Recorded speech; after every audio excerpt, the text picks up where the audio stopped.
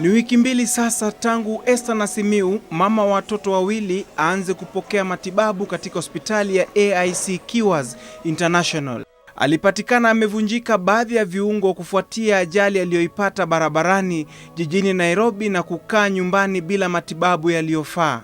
Alikuwa amevunjika kiuno, amevunjika uti wa mgongo na akatengenezwa, na hata tukiwa tumefanya yale hatukuwa tunaona anaweza kutembea kwa sababu hakuna kazi angeweza kufanya. Kama ningekuwa kwa nyumba saa hizi, mwili yangu ingekuwa imeoza kitambo. Kwa sababu uchungu yenye nilikuwa nasikia, ningekuwa nimekufa kitambo. Nasimiu anaweza kutembea japo kwa taabu baada ya kufanyiwa upasuaji. At that time she could also not easily pass urine through the normal way, so she had a tube that was helping with the passage of urine. She of course had an injury to her pelvis, so what was really making her not to be able to move was because of that excruciating pain.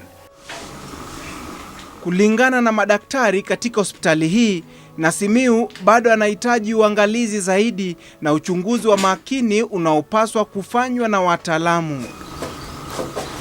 She should be reviewed by a urologist who is a specialist for the bladder, just to be sure that now it is functional after those 4 weeks, and also a gynecologist. Tumeweza kuita madaktari wengine iwaze kutusaidia.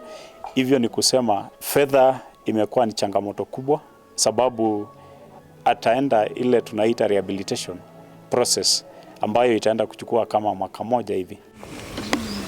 Gharama ya matibabu kufikia sasa ni takriban shilingi milioni 2.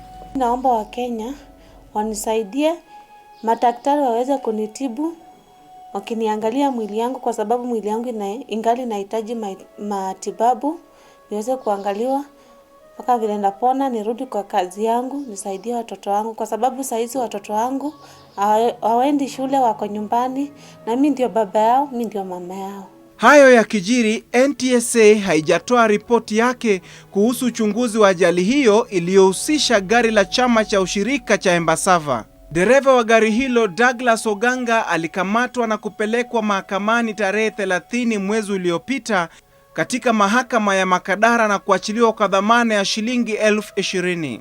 Embasava, naomba vile mlipea huyo mtu gari, munilipe. Nasimiu sasa anamtaka mkurugenzi wa mashtaka ya umma aingilie kati ili apate haki yake. Steve Juma, NTV, makala ya Sauti ya Haki.